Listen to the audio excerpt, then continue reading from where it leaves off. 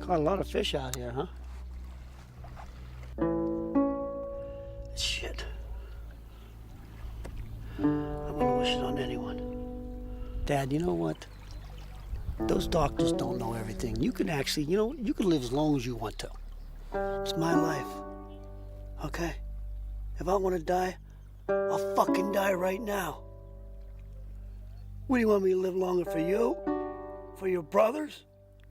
It's my fucking body. I'm in constant friggin' pain. I can't hear half the goddamn time.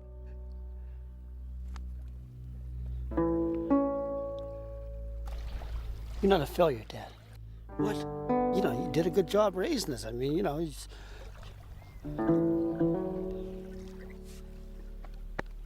gonna be okay, Bobby. Okay?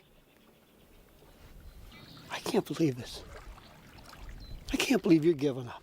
How many times you tell us, never fucking give up? No, never fucking give up, and what are you doing? Not giving up. I'm just accepting my death. Let me ask you something. We never had a pot to piss in, did we? Nothing.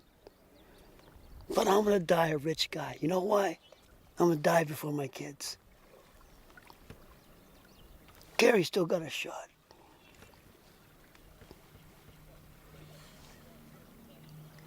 I'm glad you're here, Bobby. I'm glad you came home.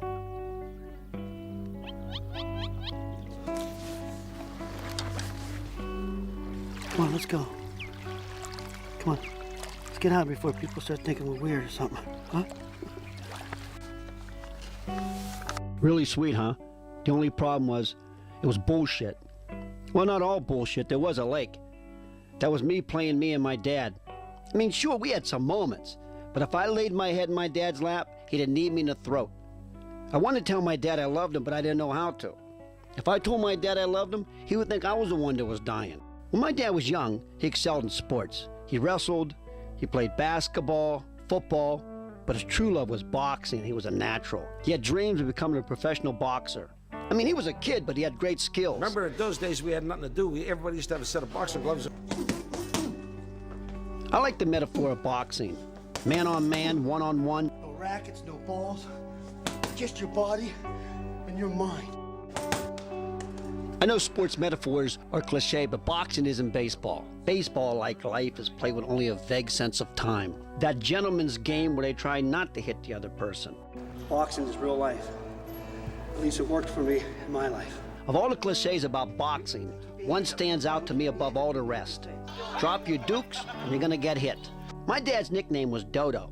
He got that name because as a baby, he couldn't say Dada yet, so he said Dodo. Dodo. That's it right there. You make one mistake, even as a baby, and you're tattooed with it for life. Man, you learned quick in the Golub house. You always keep your dukes up. Boxing is a sport where I like to pretend there's all kinds of rules of decency and fairness. Don't hit below the belt, no rabbit punches. Bullshit. But at least there's some standards of decency, some rules of the game. Not in my house. Look at that. The kids didn't even stop opening their gifts. Your father ever come home so drunk you tried shitting in the oven? How about beating up on your mom? The thing is, it's 2006. Dodo's been dead for 9 years. And here I am still fighting. But how do you fight a ghost? Shit, fight a ghost? Damn, I'm losing to a ghost. I spent my money on a film I never finished. Hired actors and everything. I spent years on a stage version. I got great reviews too. But as high as the praise for my act and my efforts, even the press knew I was holding something back. Today, I ain't got a dime, my marriage is on the rocks, my third kid just arrived, and here I am, back in the ring, looking to do battle with what? What? I don't know, a fucking ghost? Well, this is it. In Dodo the movie, I pulled my punches. One time he hit me with a toaster, I had GE tattooed on my ass. In Dodo the one-man show, I was like Ali with the rope-a-dope. I made it look like I was going to get hit, but I'd always stay out of the reach of any shots that could hurt me. My mother died on Christmas, my grandfather died on Easter, and my dad died on Labor Day. If I lose someone Thanksgiving, all my holidays are shot. This time I get off the ropes, I stand toe-to-toe with this sucker, and I end it once and for all. So no, it's not the rumble in the jungle or the thrill in Manila. To me, it's bigger than any of that shit. It's Dodo, the documentary.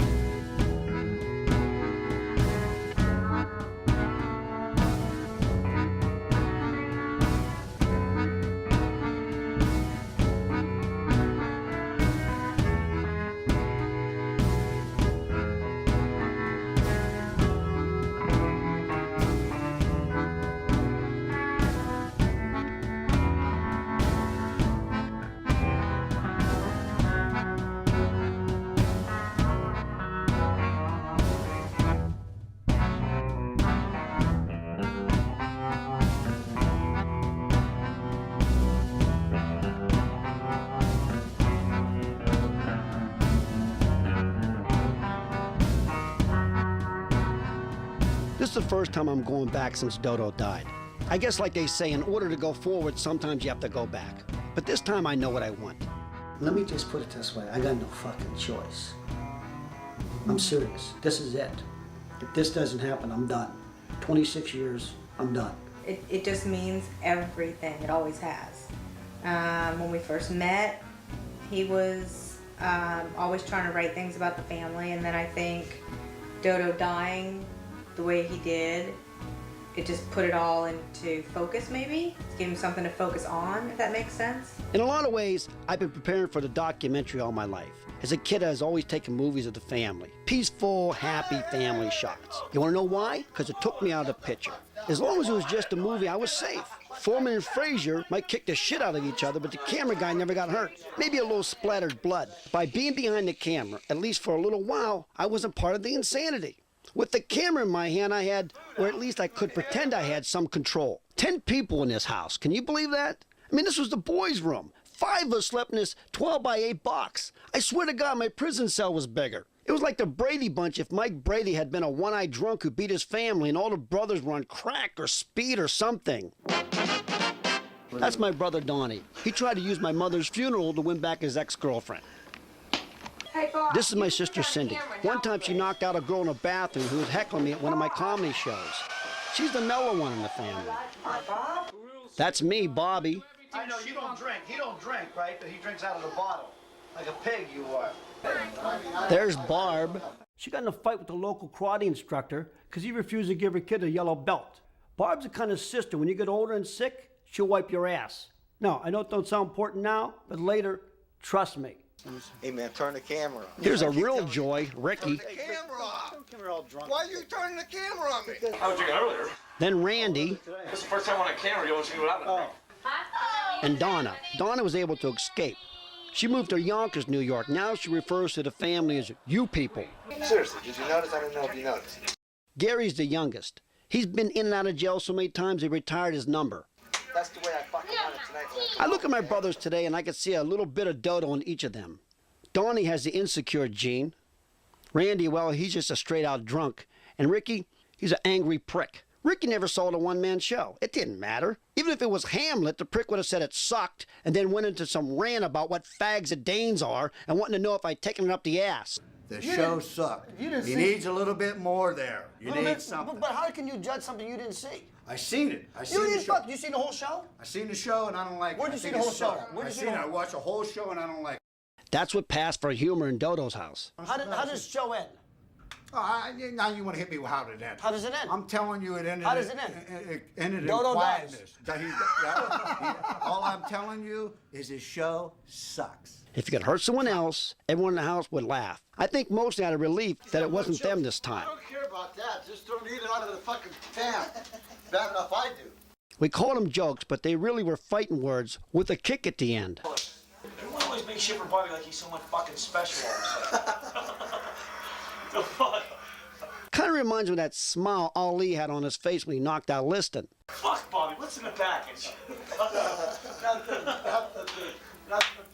Maybe that's why jokes end with a punchline. Maybe that's why I became a comedian. If boxing is one-on-one, then comedy is me against the world. And believe me, I paid a price for that attitude. Saying, I'm not working for free, give me money.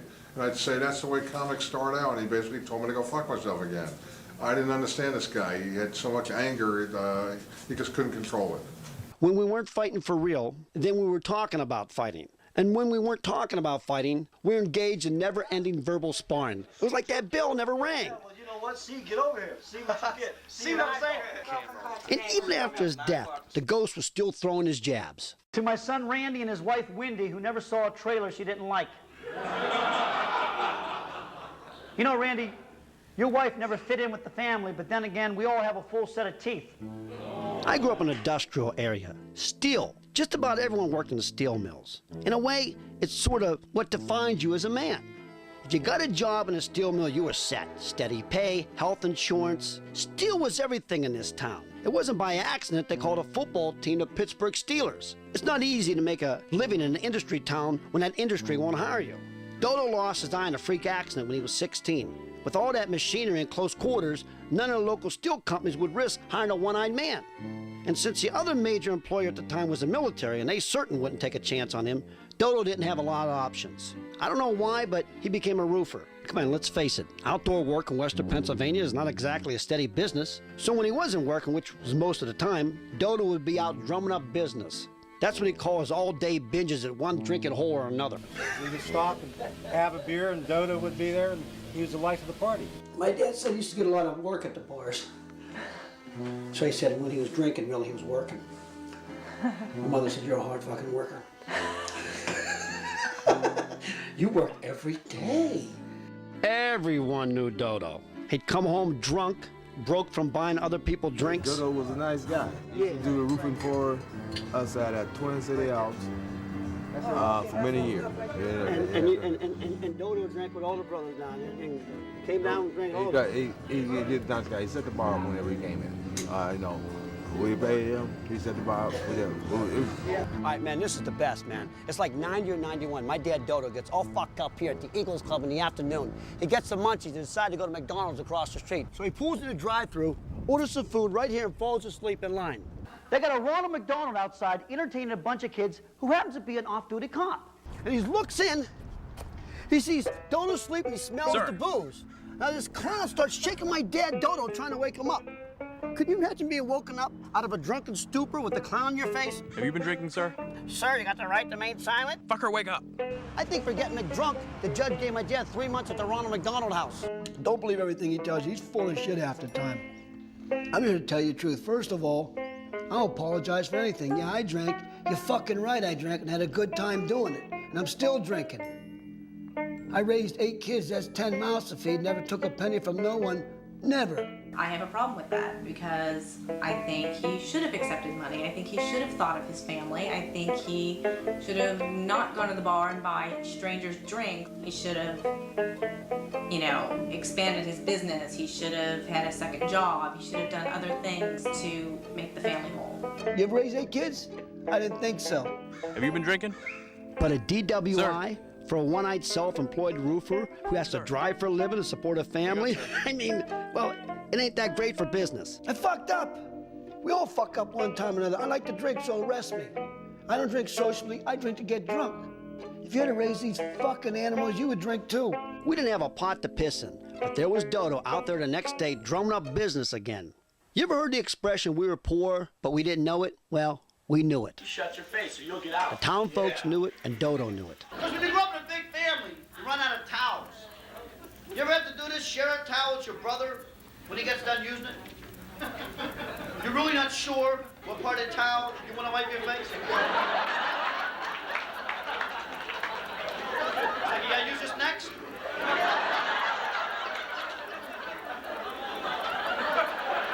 I'm gonna roll on the rug, I'll be fine. But what do they do when they're done? They hand you the towel. And the only part of the towel safe is like the corner. Like, for 2 hours, you're drying off right there. I always just wanted people to know that we're, you know, we don't have anything, but we are somebody. Want to be somebody. I think everybody wants to be something. Another time, our kitchen sink broke. He had to wash dishes in the bathtub for like 6 months. You just broke the sink. How many kids you know break the knobs off the sink and bend the water spigot? If you wanted hot water, you gotta take a bath with the dishes in. Jump in the bath with the dishes. How the fuck do you bend a water spigot? I had a tough time feeding you kids, let alone replacing shit all the goddamn time. Do you realize that every year I had to buy 2 new screen doors and a new set of furniture? Like I'm a friggin' warehouse. I mean, what about the Greeks up the street? They buy new furniture, put plastic on it, and those kids weren't even allowed to sit on it. I mean, what the fuck? Why don't you just leave it by the furniture store, leave it in the furniture store, drive by, say, see that? That's ours, we bought that. My father was a spontaneous hitter. You never know when you're gonna fucking get it. One time I got smart. I knew that look in Dodo's eye, and I knew someone was in for an ass whooping. It became embarrassing when I was getting too old and we had to pull down our pants to get a licking with the belt. That was embarrassing. When I was 13, I told him, this has got to stop. So he just hit me over top of my clothes then. I went upstairs and hid, stuck a pillow in the back of my pants. Dodo comes on, Bobby, get downstairs. And I'm getting up against the wall and I'm sitting, I'm waiting for him to hit me, and I can feel the belt being pulled out of his hands. He looks down and starts laughing. He goes, what the hell's wrong with your ass? Was it deformed or something? What did you got a load of shit in your pants? Get the hell out of here. It only worked once, but I think that may have been the first time I really consciously recognized, quite literally, laughter could stop the pain. Now, see, I'm Polish, okay? I really am Polish, and and for example, a Jewish comic can come on stage and do a Polish joke, and that's okay. A black comic come on stage and do a Polish joke, that's okay. But if I do a black joke or a Jewish joke, it's considered racist, which is bull because everyone does Polish jokes. Jews, Irish, blacks, Italians, Mexicans. There's people in China going, oh, tu Polska, what's bar? We get it from everybody.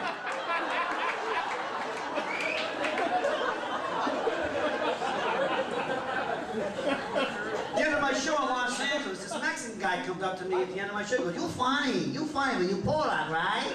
You stupid, right? I go, I'm not that bright, just bright enough to keep my back dry, you know? So. Really? I'm curious where you was at when he called me the dumb Polak! You white guilt pricks, don't do that! Anyway, I don't know about all the beatings, but a lot of people in that area drank. I don't know if it was a fork or a knife when Dad and I got into it. She said Dad just jabbed her with a fork. He stabbed her with a fork, she said. Whatever it was, I know that's when I left the house and didn't come back. Did he ever jab you with a fork? Never. He beat me with a coffee pot cord. Dodo was born in Farrell, Pennsylvania, June 25th, 1931. Farrell sits on the border of Pennsylvania and Ohio. Now, it's a steel mill town. You know, especially in the steel industry. Everybody knows everybody. Steel worker's a steel worker. Right. And it's, you know, that's really what this whole valley is all about. On my street, 2 blocks of Federal Street, above Beechwood, we had almost every ethnic thing there was. We even have a Jewish store. So, and we had some Afro-Americans back then, which were great people. Ramses, Lamptons, they were great people. We had the Polish people, we had the Hungarian people, and we all got along. I remember an old guy here, he used to be a grievance man here named Don Niver. He said something that really set home to me. He said 2 things. Work never killed anybody, and he said there's always a job for a man who wants to work. He said, don't tell me there aren't no jobs. It's a question whether you want to work for a living. He said, you know, he went back to his dad and his grandfather. When they came over, you didn't ask what you were going to do, you asked if somebody would give you a job. We had every club you can think of. We had ethnic club, Romanian, Serbian, Hungarian, you name it.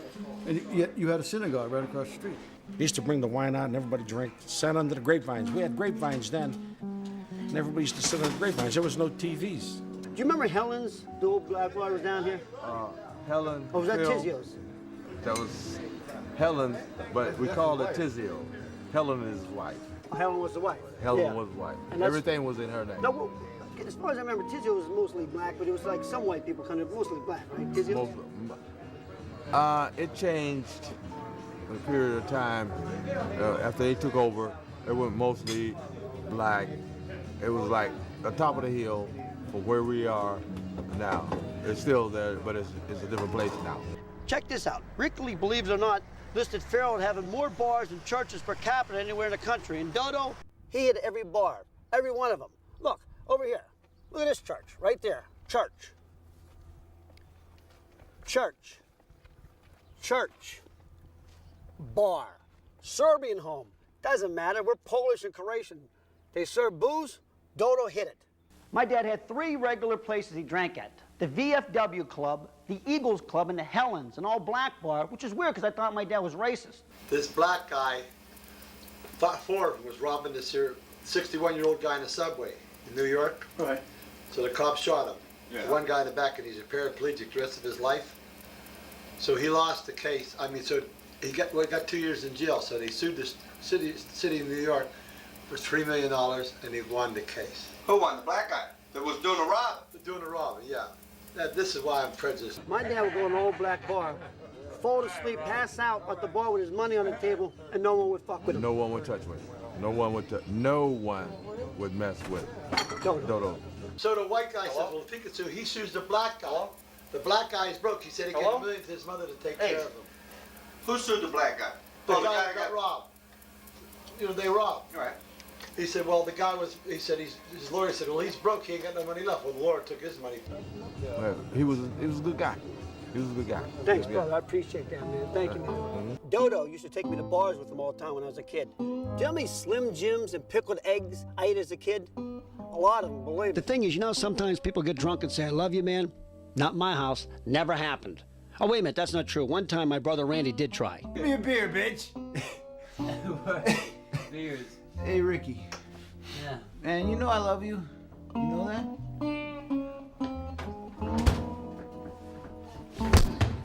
Oh!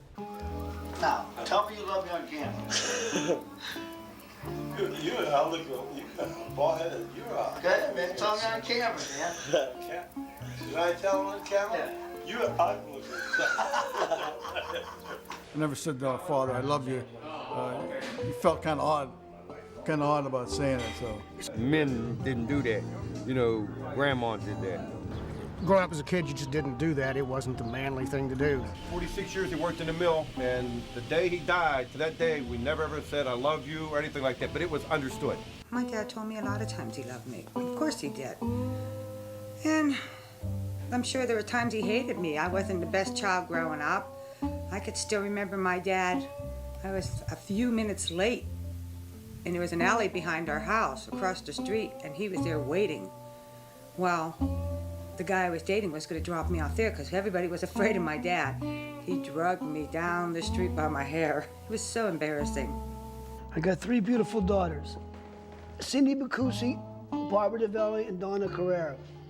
I lost my 3 daughters to Italians. Can you believe that shit? I got 3 Dago son-in-laws. Between them, I can't get a good fucking pizza. Where I came from, men bonded over sports. You could drink a toast for the Steelers on Saturday night and then pray for them before the kickoff on Sunday morning. Everyone took great pride in their athletes where I grew up. Sports in Western Pennsylvania are huge. Dodo's hometown of Farrell, Pennsylvania, with less than 10,000 people, had more state champions than anyone. In fact, Farrell was one of only 3 schools to hand Wilt Chamberlain a defeat. Till the day he died, it's still Gold Chamberlain. Man, that's one great accomplishment when you could piss off a guy who's getting laid 8 times a day. You play hoops there? A little bit, but mostly I swam. I was a swimmer. Yeah, black people don't swim. What's wrong with you? I broke a record up at school for backstroke. I beat out all y'all white folks for the backstroke, and I think my record still stands. I wanted to stand out. I wanted to make Dodo proud, so I became a wrestler, like him. You know, wrestling's a lot like boxing. It's man on man, all mind and body, and I was pretty damn good, too. And Dodo did show his love by coming to just about every one of my matches. He must have been proud of me. I mean, how could he not be? After all, scrawny kid, 95 pounds or whatever the hell I was, and here I am kicking butt all over the place. I mean, look at these trophies. When I wrestled in high school, I was more worried about Dodo coming to the wrestling match drunk than who I had to wrestle. I mean, I don't know why he just couldn't take a break from drinking before he'd come to see me wrestle. He wasn't like Dennis Hopper in the movie Hoosiers. He just wouldn't run out on the mat and say, pin that fuck, you hear me? Pin the fuck. But before the match, we'd stretch and warm up.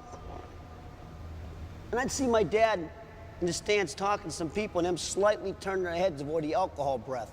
Then one day, Dodo comes home drunk from drumming up business again and starts beating on my mom, calling her all kinds of names, screaming, you ignorant cunt, as he was pounding her. Well, I stepped in and took him to the ground. He knew right then it was over. No more beating on me or my mom as long as I was around. So you know what Dodo did, huh? The only fucking thing he could do. He went up to my room and shattered all my trophies. Fucking prick. Yeah, I've grown too big and too tough for Dodo to beat up anymore, so he ripped my heart out instead. Yeah, he broke them all of them, every fucking one of them. You know, in today's world, if you discipline a kid, they want to put you in jail. But look at all the shit that's going on now. Kids, they have no respect for their parents. First graders telling teachers go fuck themselves. And if you throw the kid out of school, the parent, they want to sue the school for hurting the kid's feelings. It's all upside down. The kids are running the world now. I thought she was a wonderful, caring woman. I felt sorry for her, you know, each time I met her, because she was just so frail, and you can always tell she was very, you know, uncomfortable, and she had the arthritis, and it just made me sad when I would hear stories about how, you know, they were raised and how abusive he was with her. And Dad was so verbally and mentally abusive to my mother that she didn't have any self-esteem. He pounded her down till she had nothing. She didn't feel anything for herself half the time. She didn't feel she could do anything because he just beat her down. There were times my mother stuck up for herself. She would fight back, believe me, she would fight back. But in the long run, she's the one that got the worst end of it. It was a while ago. I found one trophy he kind of put back together. Really? Yeah. I don't know where it's at. It was, the head was missing. The head was missing and an arm. I can't believe this fucking OJ. They're showing him golfing. I'll tell you something. If that motherfucker killed my kid, he would be dodging more than golf balls. As I said, most men, they bond around sports. In my house, even that was just another way to say, hey, fuck you. And that's what my brothers did. Knowing how much Dodo loved the Steelers, and he did love the Steelers. The Stillers, as they would say back there, Stillers. The Steelers is my tie-in to my father. I do love them. I love the Pirates and Brooklyn because it reminds me of sitting there fishing with my father, listening to the Pirates on TV, Bob Prince. And Pirate games, I mean, it was awesome. We all actually joined in. We're all sport crazy. We love our sports. I know I do. Donna does. Cindy does. We all do. Sundays were big days for sports. Of course, the Steelers played, the Pirates were on. If they won, you were in good shape with my dad because he was happy as can be, high-fiving, hugging you, saying I love you. But if they lost, look out. He would make you stand in a corner. He'd make you go to your room. He might kick you when he walks by, or he might make you stand there and hold the antenna to the TV for the reception. Look at the size of the Steelers logo. And then check out the sizes of our What names. you should have did is put something on there that tipping a beer like Dad. Dad, a tipping beer on a fishing boat. So knowing how much Dodo loved the Steelers, what did my brothers go and do? They went and became Cleveland Browns fans. It's just another way of the Gulp to say, hey, fuck you to each I grew other. up on the Pennsylvania-Ohio line where, as you know, you're Browns or Steeler fans, and I lost two brothers to the Browns. Why don't you just jab me in my good eye with a fork? Because like when the Browns would play the Steelers and they would cheer for the Browns, my dad would throw them out of the house, you know. It ate my dad alive. In fact, I think it killed him. Ricky and Randy become Cleveland Browns fans just to piss me off. When the Browns would play the Steelers, they cheer for the Browns. I throw them out of the fucking house. But the point is I just don't think it was, so you're not a Browns fan? I just don't think it was appropriate. I don't care if they're 7 or 8 years old. Get the fuck out of the house. Ricky! I just left it alone. Ricky, Browns fan? Ricky. It just, when I go to my dad's grave, I gotta see. Look, it's real simple. You want to cheer for the Browns? Get your Cocoa Puffs and get the fuck out. I mean, don't get me wrong, we did have some good memories around sports. My best memories, in fact. I'll never forget how much Dodo loved Roberto Clemente. I think he saw himself from Roberto Clemente. An outsider, unfairly treated because of the way he looked.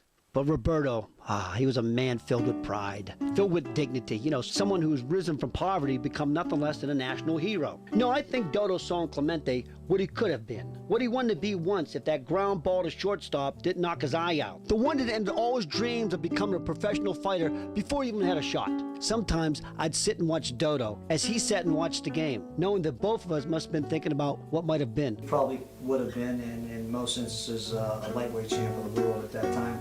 He was going to Madison Square Garden 2 weeks before he had the injury. So I think it was very, very imperative that how it affected. You know what Dodo's father said to him when he came to the hospital that day? The day his kid lost his fucking eye? Because you keep your dukes up. How many times I tell you, Keep your dukes up. Now look at you. What the fuck you gonna do with yourself? Keep your dukes up. Prick. Now what are you gonna do with yourself? Dodo was a roofer for over 40 years. I sold a job for $750. Dodo was self-employed. He worked out of our house. His work car doubled as our family car. We normally had one of those station wagons, you know, with the wood paneling missing on one side, real shit box, the floorboard rusted out. His motto was, We stopped the drip in a single trip. he thought that was clever. We guarantee to fix them all as long as it ain't raining. Ladders roped to the bumpers, tar buckets in the far back. We'd always end up getting tar into somehow. All my things got torn. What the fuck? He could never get to pass state inspection, so in the winter, he'd place a patch of snow over the expired inspection sticker. Wintertime in western Pennsylvania was tough for roofers.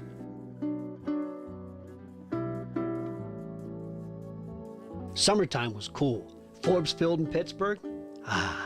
We'd just sit there and cheer when Roberto would come up to the plate and make some dazzling play in the outfield. The world was great, if only for a moment. Dodo loved Roberto. And because Dodo loved Roberto, I love Greatest Roberto. baseball player of all time. Roberto Clemente, yeah. Saw him playing Forbes Field.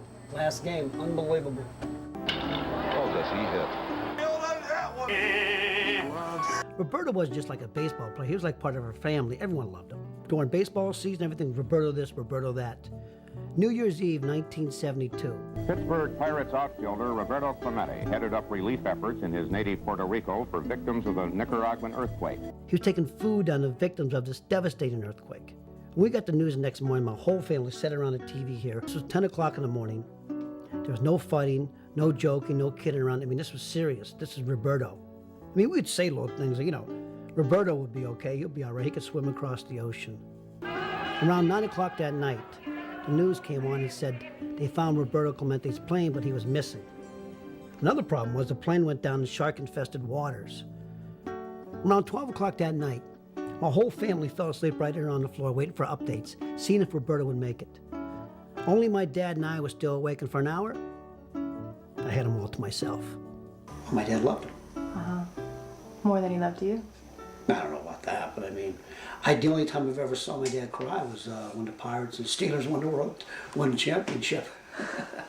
And when Roberto Clemente died. I wanted so much to tell my father I loved him at that moment, but I couldn't. I lived at home with Dodo and the family for another few years, but it was never the same. It was a sad day in our house, very sad day.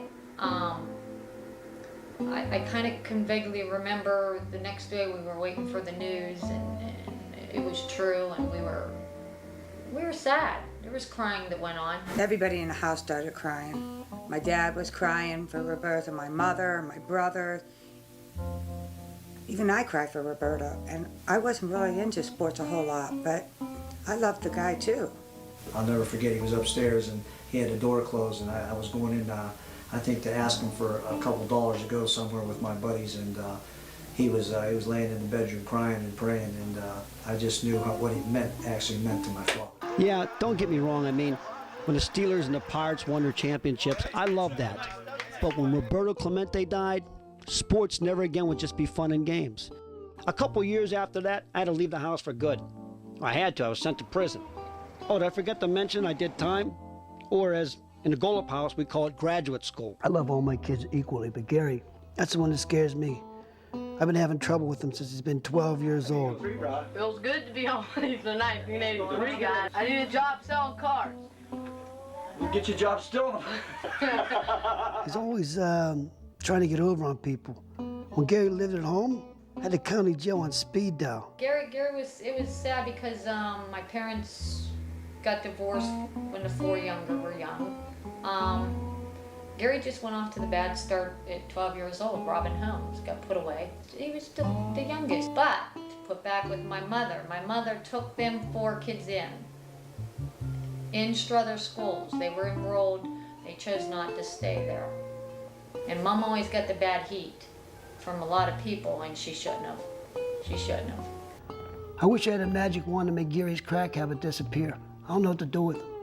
Last time Gary was in prison, they had a shrink, or what do you call it, the therapist, psychiatrist, come in and try to talk to him. For what? To pay someone $75 an hour to listen to your problems? I'll tell you what. I'll save you some money. Come to the VFW Club, buy me drinks for an hour, and I'll listen to your shit. Hell, drinks are cheap there. For $10, we'll both get fucked up. My brother Gary is the youngest one in the family. Let me tell you something. Hands down, Gary's the toughest person I've ever met. Gary's retarded strong. I'm telling you, I met world champion boxers, black belts, football players. Gary would kick all their asses. So, Nate, how many kids have you and Gary had together? Okay. Gary Paul. I have to hit you with the truth here. Gary, Cody, Donald, Destiny, and then I had a baby. Gary got out of prison the last time the boot camp. I picked him up from that boot camp, and this is how it goes. I was with him, and he used the first week he was out. Used? Drugs. Crack. Okay. And I just knew, because I would always like build up another house because I'd get stuck with all the baggage. His responsibilities, he'd come home, and I mean, Livio Baldarelli said it best to Cindy. He said, Patty rented a house off of me and paid her rent every month. Gary got out of jail, never seen another penny. Gary makes this big score for like $18,000 cash. He did some roof job and made some money, right? He goes on a crack binge and smokes it all up in 3 weeks. He became like the Pied Piper to projects, you know, like do-do-do-do-do-do-do. He had all these crackhead people following around, you know, do-do-do-do-do-do-do. As the money started to dwindle, so did his followers. After Gary smoked up the last of crack, he turns around and everybody's gone. An addict's an addict. What is, you know, what you did when you was in your active addiction, active use, and that was something that I did. You know, can't change that today, so. You know, what am I going to do? Did you ever think about that when you were in jail? Yeah, you think a lot of things when you're in jail. How to support the kids? If he was in jail. I danced in different bars. I've been dancing. You mean like for they 10 have years. like on ABC now, Exotic, Dance with the Stars? No. No, it wasn't Dance with the Stars. No. I was an exotic dancer. I don't cry. What? I don't cry. It's hard to make me cry. Have you ever cried over the situation? No. You never cried when Dodo died? No. Oh, I know what you're thinking. Gary is the way he is because of me. Look at his past. See, that's a problem now. Everyone listen to past. You gotta fucking forget that shit and move on. If you don't, it'll fucking eat you up. He's standing there alone, jonesing, broke. He had to do something quick to make some money, so he calls up this local pot dealer to buy half a pound of pot. The pot dealer meets Gary in an alley. Gary reaches in the window, grabs the pot, and runs away. He sells the pot and buys some more crack. The pot dealer put a hit on Gary for like $200, right? So after Gary smokes up the last of crack, the craving was fucking unbearable. Gary calls up the pot dealer. I understand you got $200 on the street for anyone to break both my legs. That's right, motherfucker. Man, I'm jonesing so bad right now, I'll break one of my legs for 100. If I wake up every morning and say, geez, I'm blind in one eye, I got 10 miles to feed, what am I gonna do? You just fucking do it. I was sitting there eating dinner at Uncle Rick's house, and I lived up there for a couple months. And I started to pray, and he was like, what are you praying for? I said, I'm praying for the food. He said, what the fuck you praying to fucking Jesus for? Fucking Jesus didn't put this food on the table. Pray to me, motherfucker. Believe me, when I tell you, Wash your hands. I ain't never, ever sucked no dick in my life. And I've been in jail a couple times, motherfucker. Couple times I've been in jail and never took it up yet. Ricky was on probation in Pennsylvania because he got in a fight with his anger management counselor. Ricky said he started it. At what fucking point does someone take responsibility for themselves and quit blaming the fucking past for everything? Hey, look, I smoke cigarettes every fucking day. If I get cancer, am I gonna sue the tobacco company? I smoke the fucking cigarettes. I don't care if there's a black lung on the pack. I'm smoking the fucking things. But if it says on the pack, may cause impotence, done, I quit. At my bachelor party, he tried to pick a fight with me. At my bachelor party. You think you're a big shot or something, huh? You think you're special because you're getting fucking married? The fuck does that mean? Ricky, he should be allowed to drink. He can't handle his booze. And I did what I could with him. I beat him as a kid, but I don't think it helped. Me, I was nailed for sales and possession of a controlled substance. I never got that. If I had it under control, why would they put me in prison? Not long before that, I went to college on a wrestling scholarship. I quit after 3 months. I had no problem pinning the opponents, but I couldn't wrestle the books. I remember the day coming home after quitting college. Dodo was in the basement doing something, I don't know. I went down there, he didn't even look up at me. He says, so you want to be a roofer? Fuck that. I don't want to be a roofer. I don't want to beat my kids. I don't want to be anything like Dodo. I was a 91th inmate in a brand new prison. My number was Z0091. I swear to God, like a radio station. I returned to Dodo's old game. I knocked out the first guy in 50 seconds. Prison saved my life. If the wise guys didn't get me, the drugs would have. It got lonely in prison, I gotta be honest with you, man. No one came to see me. My mother didn't want to see her boy that way. The one time Dodo did come and see me, all he said was how much I was an embarrassment to him. I said, good, then you know how I fucking feel about you. Bobby was my first headache, so don't let him fucking kid you. Here's my first problem.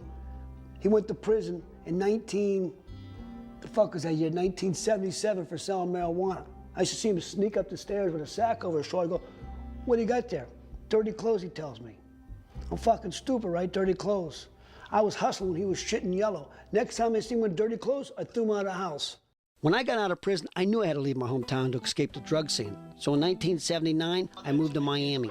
The comedy boom was just starting to take off, and there was a club called the Comic Strip. I mean, I love my dad, but my dad's like everyone else's dad. He walks around the house in his underwear, and he's always doing this. He's always picking. Just what I want to see during breakfast, you know what I mean? But it's like a three-step route. He goes bing, bing, he picks his nose. My mother was a caring person. A person with a great sense of humor, a great mother, and a great wife. Hey, Bobby, checking the casket to make sure that's your mother you're talking about. I miss her and I love her. When Mom died? Maybe a little bit. Not that I remember.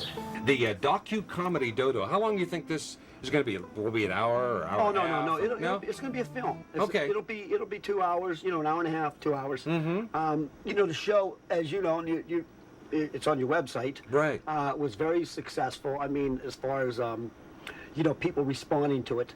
The show sucked. We're doing something different that no one's ever done. I mean, how we're doing it is we're taking like 25 years of video. I've been taping my family. All I'm telling you is the show sucks. It doesn't suck. Of course it doesn't suck. No, it's great. Too many people acknowledge that it's great. Ricky's Ricky. And then we have actors play my family members. Mm-hmm. My brother Donnie says, hey, who's going to play me better than me? So he wants to audition for his part playing himself. So he says, wait a minute, who's going to play me? I can't play me. So he's going to audition. We're going to have him audition later today. That's going to be a hoot. You're self-centered, you're egotistical, and you add prices to everything. This character does, which is you, that you're auditioning for. All right. Okay. My brother Donnie tried to use my mother's funeral to get back with his ex-girlfriend. Yeah. See, we put pictures of the grandkids in my mom's casket. Since Donnie broke up with his girlfriend, he figures if he puts a picture of her son in my mom's casket, it'll score points with her. Bobby, I just thought maybe I had a chance to get back with Sharon. You think I got a chance? Well, she here. How'd I look? How'd I look? The suit costs $800. The suit costs more than your whole wardrobe, bitch. Pierre Cardin suit, $800. Fucking shoes, $350. $30 socks, $22.50 from my silk underwear. How'd I look? Man, I like to look good. What's wrong with that? Just because Jen's dressed like a bunch of bums, I sell, man. It's all image. I surround myself with successful people. My brother Donnie, and you know Donnie, right? I know him well. Yeah. Golf with him every Wednesday night. Who would you think out of my family that you know is the most self-centered? Oh man, that's not a nice question. Hollywood. You mean Donnie? Donnie Gold, Yeah, right, yeah. So my brother Donnie got this picture of his girlfriend's son he wants to put in my mom's casket. Is that a tradition that people do anyway? Yeah, it's personal. People have like knickknacks or things that meant a lot to their dad or whatever. Kind of just celebrating their life. They put things in the casket. Really? No one in the family won that kid's picture in my mom's casket. He's not family. But no one won any problems either. It's my mother's funeral. Do you know that he actually tried to use my mom's funeral to get back with Sharon? No, I didn't know that. I didn't put her picture. I mean, it was, really, it was honest to Tony. God, It was that wasn't Tony. fucking right. That wasn't right. I mean, I'm not saying it's Well, that's wrong. why Ricky wanted to fight at the funeral home. Come on, we didn't even put our kids' pictures in the casket. Look, he puts a picture in the casket. They better bring another fucking casket for him! Guess what, motherfucker? Guess what? He thinks of no one but himself. I'm telling you right fucking now, he ain't putting that fucking kid's picture in my mom's casket. 2 weeks from now, that fucking kid won't remember Mom. Donnie does what's good for fucking Donnie. Been crying like a puss for the last 2 months over his girlfriend, now trying to use my mother's funeral to get back with her? What a piece of shit. Fuck him. We'll fight here right fucking now. When I tell people what Donnie did, they think I'm making that up. Donnie holding on the picture, Ricky trying to rip it, the rest of the family trying to break it up. I don't remember that. But you did, but does it matter? You don't remember rolling around in front of the casket? Oh, you're out of your fucking Cass, don't exaggerate it like that. You motherfuckers fought fist fight, mother. There was a fist fight. I remember that. I remember they're a rolling ruckus going on in front of the casket. Right, we got an argument. We didn't get in a fight. We broke you guys up. I don't know that fucking. I don't know them people. I know that was his girlfriend. I know they was arguing, And I knew he wanted to get laid that night, so he wanted to put pictures in the coffin and get laid. Donnie's holding on a picture, Ricky's trying to rip it, you know, and then Dodo comes in and goes, Jesus Christ, your kids have respect for your mother. Your poor mother, even when she's resting in peace, she can't rest in peace around you animals. Believe me, when I tell you, I ain't never, I ain't never sucked no dick. I swear to God, when I die, bury me upside down. This way y'all can kiss my ass goodbye. He's just that he's self-centered, and it's about the women and it's about the ass. It ain't about the group hug, mother. Randy, I don't know how the fuck he could do it. He'll go out and drink all night, sleep for 2 hours, and go to work the next day. He'll do this like 3 weeks in a row, take a week off, and then start all over again. I dish it out, bitch, but I can take it. Don't call me a pussy whoop motherfucker. I'm the man of this castle. Not this one here, this piece of shit. I got a nicer house. My mother died on Christmas Day in '96. 4 months later, my grandfather Harry died on Easter. A month after Harry died, my dad was diagnosed with pancreatic cancer. In 1996, the doctors gave my dad 18 months to live. I like the way they put numbers on it like it's a fucking bet or something. I was sure my dad was gonna beat it. He's got radiation today. Radiation? Yeah, don't be taking up position. When he got cancer, we got him in the Cleveland Clinic, which is one of the best hospitals. In fact, if he didn't go there, he probably would have been dead a lot earlier. And I did everything I could. Everything. Anything I could. For him or my mom. Everything to try to keep them alive. Dying be a relief. It's just all the other shit that comes with it. Shitty food. I'm tired all the time. I can't read the friggin' paper. And you know what? I could even deal with all that shit. But when the doc told me I couldn't screw no more, I told him, you know what? Fuck your office pool. Kill me right now. I might as well be fucking dead. And I could wish for a miracle. I mean, like I always told my kids, wish in one hand and shit in the other and see what you end up with. He was one that was, I mean, he was very outspoken. He wanted it straight. He didn't want anything sugar-coated. He wanted to know what was going on and everyone else to know also. And that doesn't always happen. Dodo didn't have much time left when I found myself alone with him in a room one night. I knew it was near the end, but you know what? As I leaned in, I wasn't even sure if I wanted to hear it. Hey, Dad, you beat the surgery, man. You did okay. You did great. You're gonna... I mean, what good would it be now to have my dad say I love you now that he was dying? For years I wanted to hear it. But as I got closer, I thought to myself, better late than never. My dad motioned to me with his pinky finger to move closer.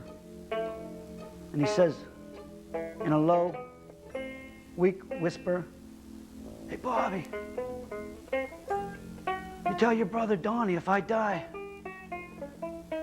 I still want the $100 he owes me."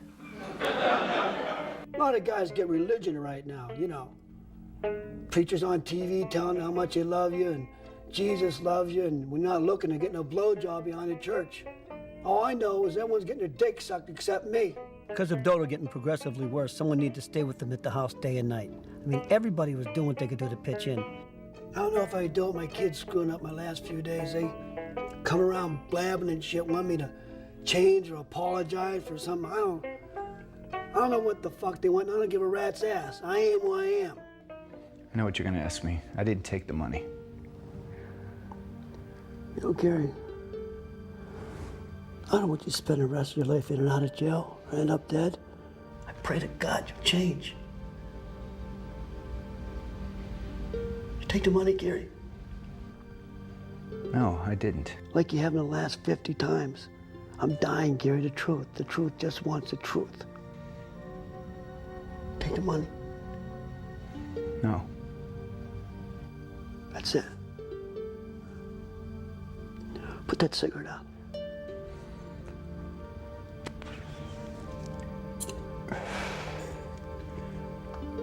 Do me a favor, all right? Get the fuck out of here. You hear me? Get the fuck out of here.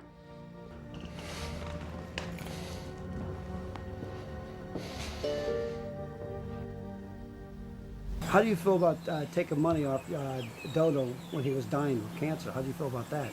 I was on drugs, and when you're on drugs, things don't matter what you take. What?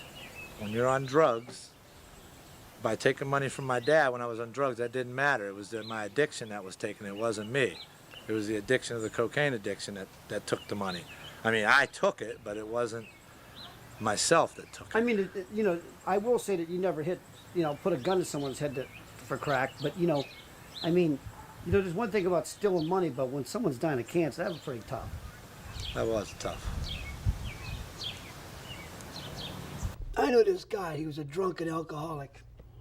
He quit drinking. He became a sober asshole. People don't change.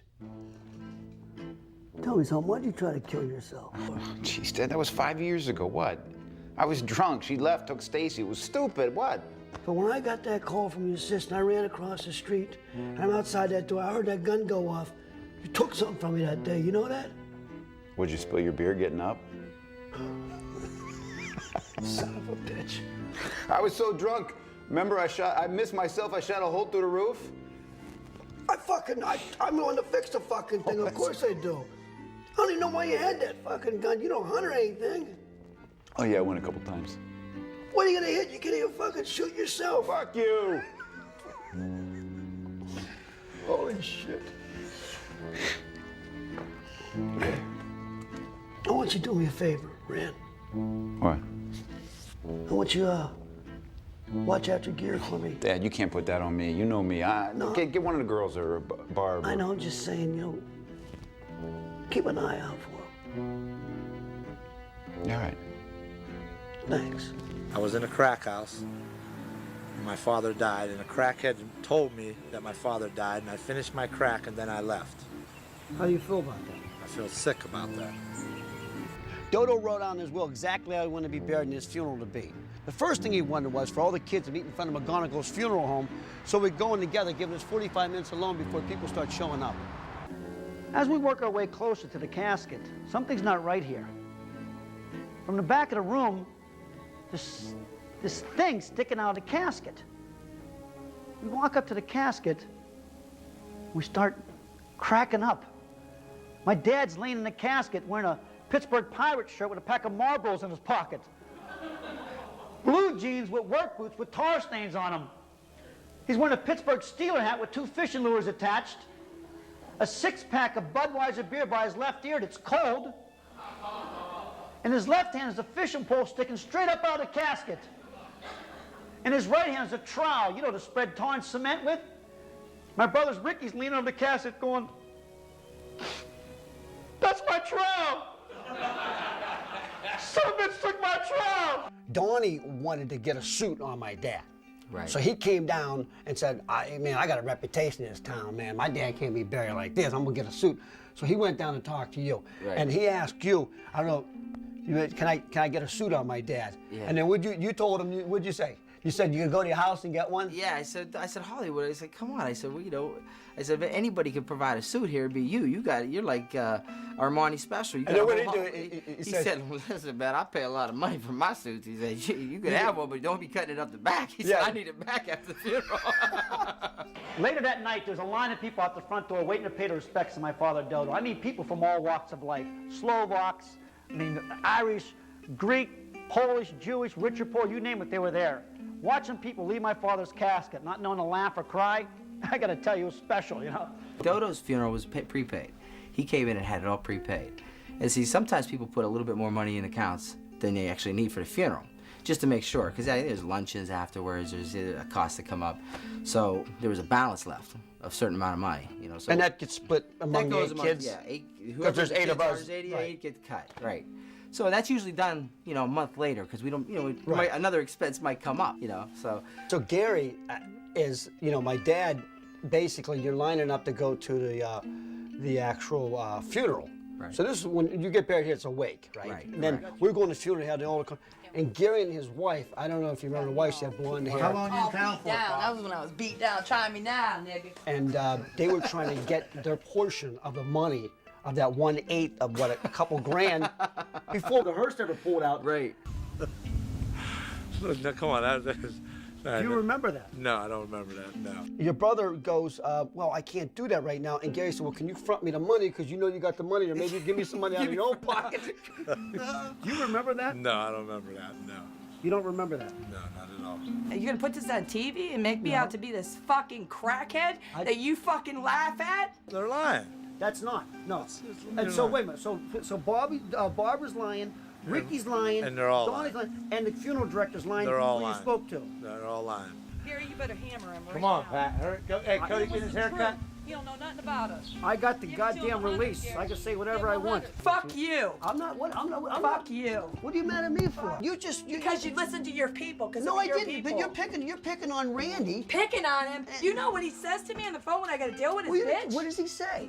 They call me a crackhead. They sit there and tell my kid he can't come here and stay with me because I'm a crackhead. I ain't even smoked crack. But be mad at me. I just come and ask you about Gary. No, I asked you talked about Destiny's cavities. Kids have cavities. Did you have cavities when you were little? Yes. Did your dad take you to the dentist? They couldn't afford to go to Thank you. Neither could I. Your brother goes, well, I can't do that right now. And Gary said, well, can you front me the money? Because you know you got the money, or maybe give me some money out of your own pocket. Come on, just trying to get. And then Ricky and them, they went nuts. They said, I can't fucking believe you're gonna do that. Daddy ain't even fucking around. I'm gonna kill that motherfucker. Right, you know? right.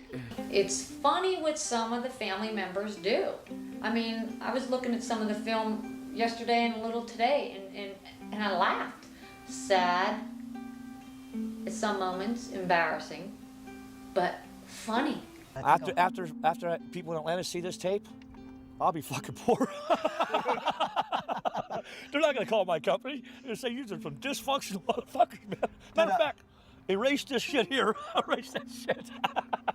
Dysfunctional, call it what you want to call it, but it's funny. I laugh now, but the truth is, I was at the lowest point of my life. I burned so many bridges in my career, the money wasn't coming in. He said call Thursday morning, you know? And I known him. I'm telling you, he's making me nervous. Emily and me, well, you can imagine the problems there. With 3 deaths in 9 months, I was starting to get sick. I was diagnosed with colitis, among other things, and that's when Peyton was born. I say sometimes that Peyton saved my life. Yeah, my father was dead, but now I was a father. And then one day... What happened? No, tough guys don't cry. You want to cry? Go in the goddamn corner. What's going on? No. Huh? What happened? You have your dukes up? Daddy hit me. No, I didn't mean to hit him. I just... Now, I want you to go back out there, put your dukes up, and cold cock that son of a bitch. I don't want to be like Dodo. I was testing, I failed. Living with Bob is not a picnic, but, you know, he's stressed a lot, but that's in Bob's world. The rest of life goes on, and I work, and we have a family, and we just have a new baby, and we've got all these other things going on. To say the marriage was on the rocks just, yeah, it made me angry, actually. You know, I mean, I just told him today, I said, I want, with all this chaos and all this nonsense, for you to say, wow, but in the center of it, I have a great wife that's helping me through all this, and what's the word, you know, making everything smooth, or at least having some sense of normalcy while everything else is crazy. You did what you did, you take responsibility for what you were, and you move on. I mean, maybe I haven't been able to move on because that's why I'm doing this. Yeah, well, looking in Peyton's eyes that day, I knew I had to change, man. He was a kid, damn it, and whatever he did, I don't even fucking remember. It was no big deal, you know? That look of horror, that look of fear, the look of betrayal, as he sought protection from his mother like I did mine. Man, he's a great kid, and I love him, and I know he loves me. He deserves to have a father who's worthy of that love. I knew to be the father I needed to be, the one that Peyton and now my other 2 kids needed and deserved. I needed to go back and once and for all bury the fucking ghost of my past. As far as the house, I mean, it was in Donna's name. Dad passed. There was, you know, it took a while to get the sale going on it, but Ricky ended up buying it, and it was split 8 ways. Ricky was going to do this, he's going to do that with the house, this homestead of ours, and he ended up renting it to some scummy people. He let them live there forever free, and just let them destroy our father's home, our home, my mother's home. The homestead looks like just my dad and mom would roll over their grave if they seen that home. But Ricky just left it go. He just let it go. I wrestled a lot with the memories of Dodo and my family over the next couple of days. This was the oven Dodo tried to take a shit in. How do you make that up? My dad come home so drunk one night he tried to shit in the oven. Something I'm proud about? My brother Donnie and me came downstairs and helped my mother pull my dad out of the oven. The worst part of him trying to lie out of it the next morning. He said, Dad, last night you come home so drunk, you tried to shit in the oven. No, I didn't. Yeah, you did. I was trying like the pilot. Yeah, right. Like this? Shitting in the oven, it was like a vague thing. I think it's vaguely remembering that it's like so many of the family members talking about it that it just like was put in your mind. But was it true? Oh, it was true. It was true. I fucked up. We all fuck up one time or another. How the fuck do you like the oven like this? Bust my chops about smoking pot, meanwhile he's shitting in the oven. He came in at 4 or 5 in the morning. He was drunk. Closet here where my dad knocked out my mother. My mom got him coming in. She punched him. There was some scuffling. They went upstairs. He hit her. And she cut him with a piece of glass on his back. She cracked his saucer open, a little plate. Cracked it open, went down his back. No respect for him. When he knocked her out in that closet, I just don't have any respect. He punched her and she fell in the closet. He cold coughed her. Because he beat her, whooped her ass. Drinking, alcohol. Well, alcohol is a lot of the problems. How do you feel about that? Well, I don't feel, that's what they did. I couldn't change what they did. I was too young. You know, you still love him unconditionally no matter what, but I just always vow that I would never marry anybody that would hit me, or date anybody that would hit me, for that matter. Yeah, Jesus Christ, is this thing small. How the fuck did we do that? Back then, the cops didn't do anything. School didn't do anything. Nobody did anything back then. Mom ever talk about it? No, not really. Not when I was too little to know.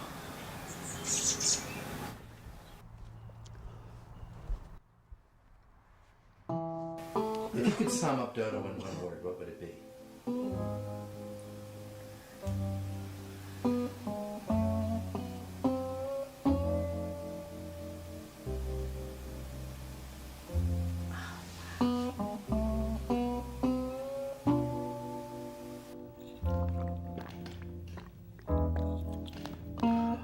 Again, when you come over from Croatia and Poland, you work really hard. You're escaping occupation of your country in the late 1800s, early 1900s. So you worked very hard over there. Then you come over here, you work the steel mills, the rolling mill part of the steel mill, which is the tough part. Yep. They worked, and they worked hard, and they drank, and that's what they did.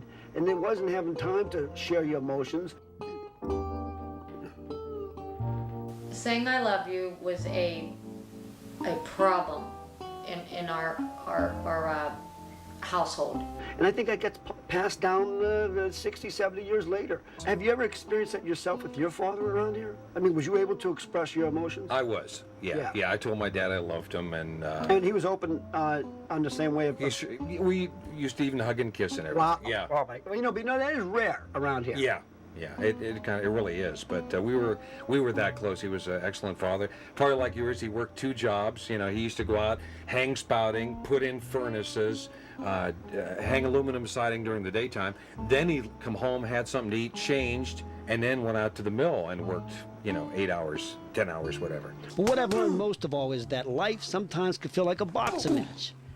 Everyone takes their share of blows. But if life is like a boxing match, your family is supposed to be in your corner.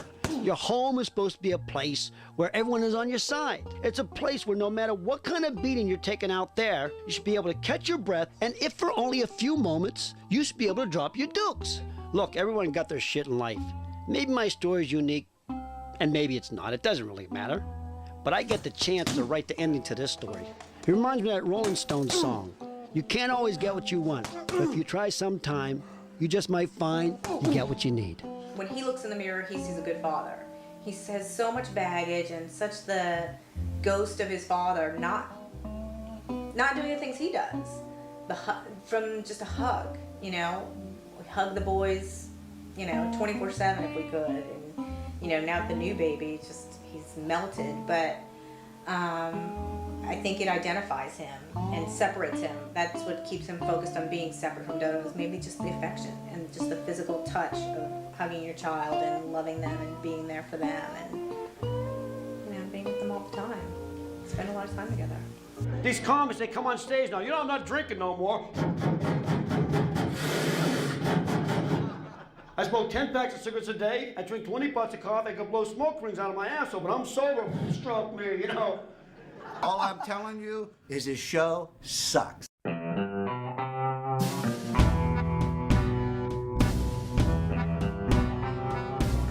church was packed with family and friends. My father's casket's lying next to a podium where a priest has just finished Mass. And the priest says, Mr. Gullop has requested that a letter be read at his funeral. And these are the exact words. To my oldest son, Donnie, what about that get up in the casket? How'd you explain that to your big shot friends?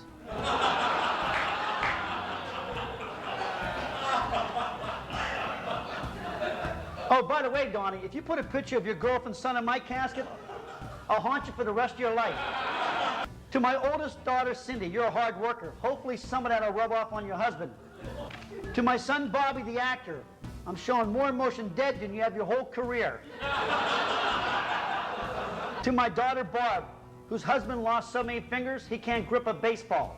I don't think the addition on your house was worth 2.5 fingers, 2 fingers tops. To my son, Ricky, I just want to let you know that everybody in the family loves you, especially your brothers.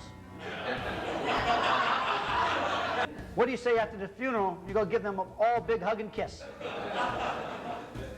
Now, Ricky, I know you didn't want to stay with me alone at the house at night. So if you do stay and I die, it was planned. To my son Randy and his wife Wendy, who never saw a trailer she didn't like.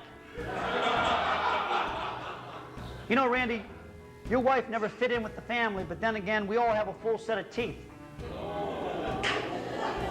By the way, Wendy, no matter what Sydney and Barb say to your face, they don't like you. To my youngest daughter, Donna, I've always liked your husband, Nick, even though the family calls him Nick the Dick the Ventriloquist. To my youngest son, Gary, this is the last time you go through my pocket, so hurry up before they lock the casket. What am I thinking? Like that ever stopped you before? Just remember, Gary, it's your wife who's stripping, so don't blame your brother Ricky for hitting on her.